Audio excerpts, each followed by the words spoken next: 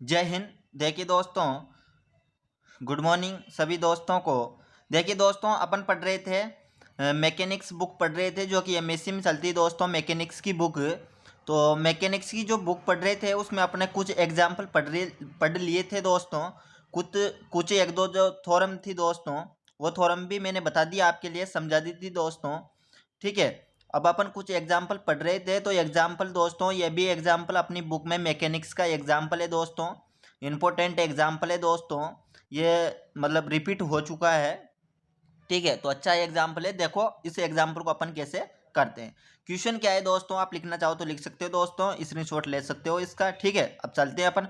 Find the momentum. आप जानते हैं मोमेंटम जड़त्व आघूर्ण अपन याद कर रहे थे, of a solid right circle circle cylinder of, है ना। सर्किल का मतलब तो आप समझते हो ना, सर्किल का मतलब इस प्रकार से एक सर्किल रहेगी, ये सर्किल। और सिलेंडर अपने पास आप जानते हो सिलेंडर किस प्रकार से होता है, इस प्रकार से तो एक सिलेंडर बनाते हैं ना अपन। मैंने डायग्राम भी इधर अपन पढ़ेंगे, अभी डायग्राम बना रखा है, इधर बताऊंगा मैं आपके लिए। ठीक है, तो circle cylinder of reduce and mass.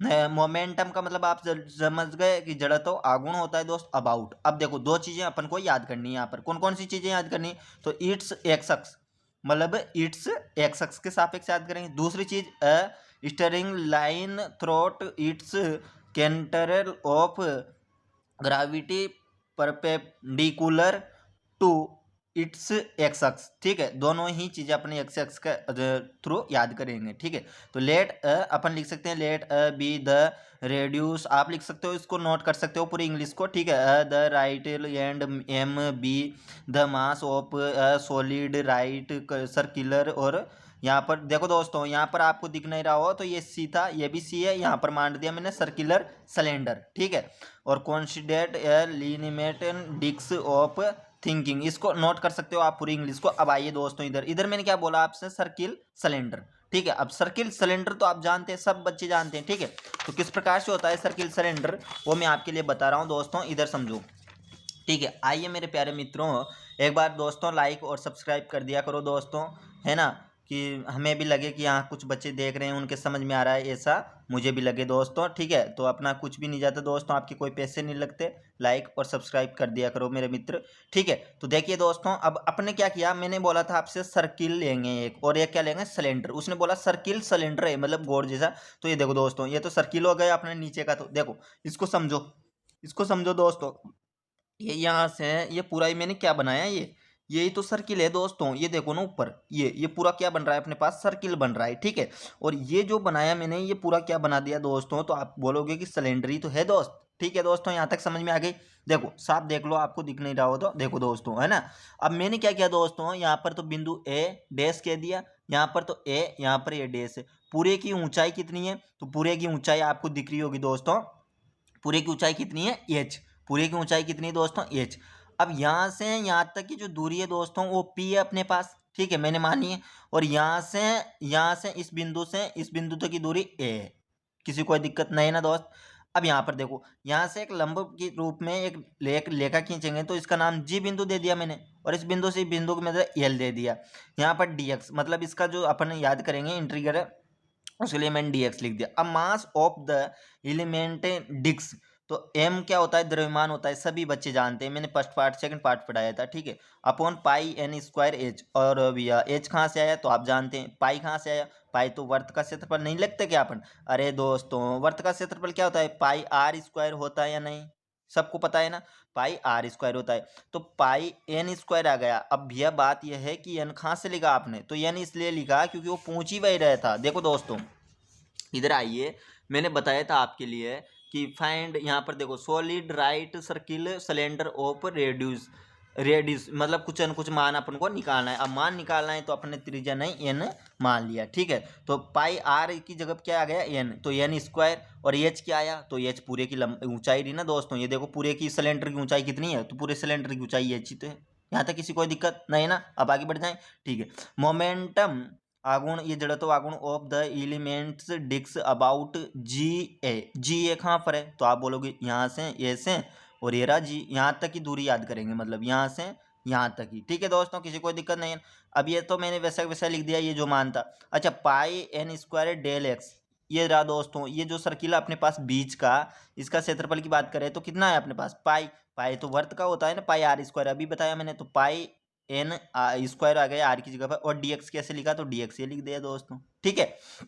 अब देखो मेरे भाई, अब ये पूरा पूरा मान वैसे वैसे लिख दिया, ठीक है। यहाँ तक तो किसी कोई दिक्कत नहीं है ना मेरे दोस्त। अब ए स्क्वायर अपॉन 2 कैसे आया, बात ही है दोस्तों, ठीक है।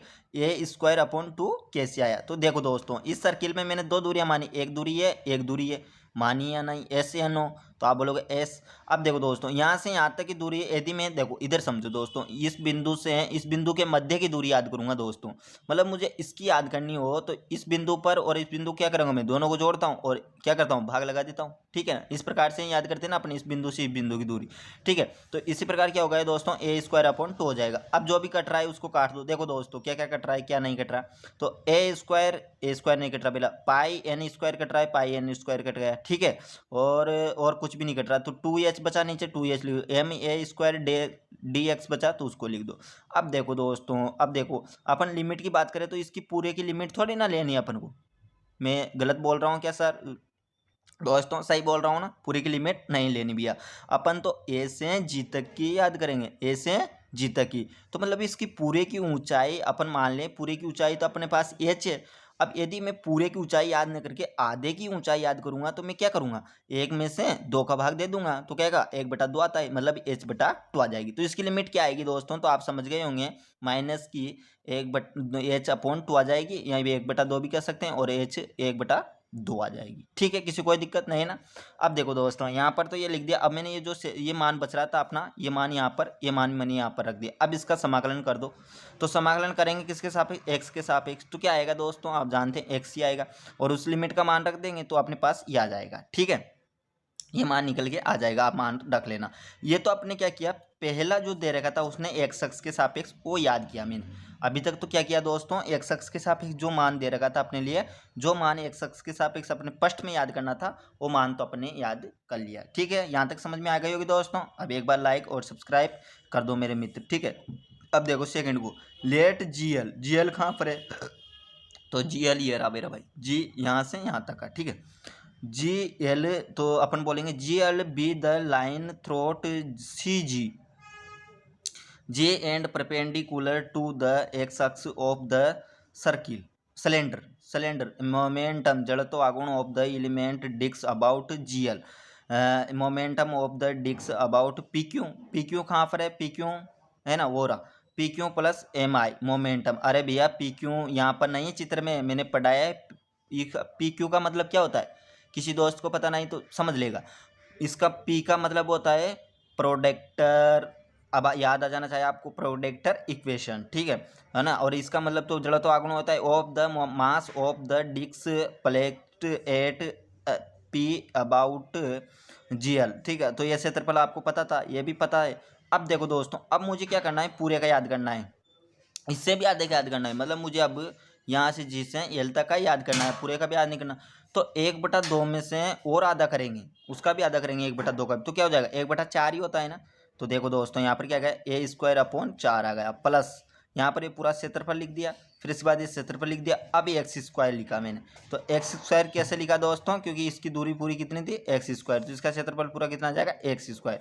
यहाँ से कॉमन ले लो दोस्तों, जो भी कॉमन आ रहा है उसको, और क्या बच जाएगा ए स्क्वायर 4 प्लस का एक्स स्क्वायर। यहाँ से इन दोनों पदों में, इस पद में से और इस पद में से जो भी कॉमन आ रहा है इन दोनों पदों में से उसको कॉमन ले, एम अपॉन एच को कॉमन ले लिया, जो कट रहा था उसको काट दिया और ये मान बच गया, ठीक है।